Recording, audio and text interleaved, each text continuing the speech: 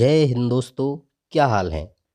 दोस्तों आज हम सीखेंगे कि संस्कृत संधियां पढ़ते समय जो प्रत्याहार आते हैं, जैसे अच प्रत्याहार, जश प्रत्याहार, हल, झल, इक प्रत्याहार, यण प्रत्याहार, खर प्रत्याहार, एच प्रत्याहार, या फिर कहें कि जैसे यण संधि में इको यण ची यानी इक, यण और अच प्रत्याहार आते हैं, वह क्या हैं और उन्हें माहेश्वर सूत्रों से कैसे ढूंढें, कैसे पता करें।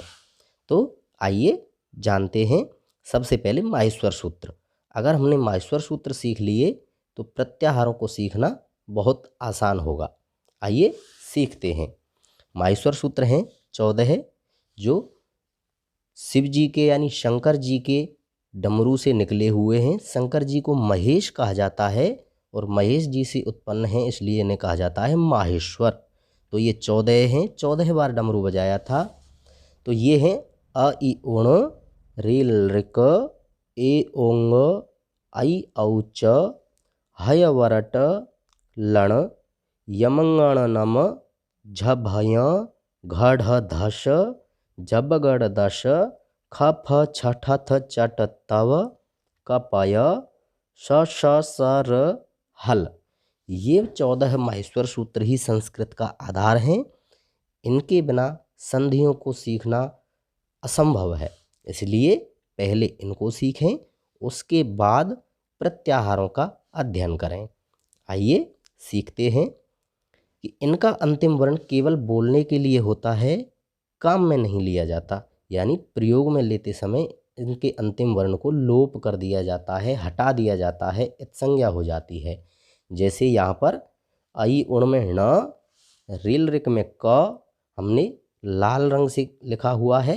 आप समझ सकते हैं कि जो लाल रंग में अंतिम वर्ण है प्रत्येक माहेश्वर सूत्र का, वह काम में लेते समय हटा दिया जाता है, केवल गिनती करते समय वर्णों में आता है।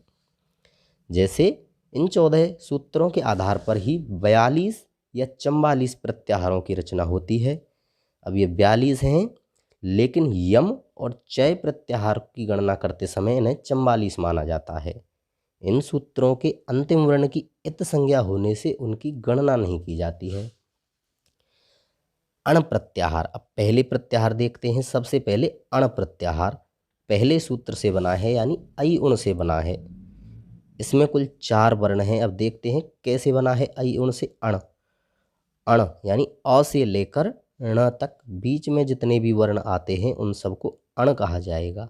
तो अगर कहीं पर भी अण लिखा हुआ आए तो आपको समझना है कि अ से लेकर ण तक जितने भी वर्ण हैं उनकी चर्चा हो रही है।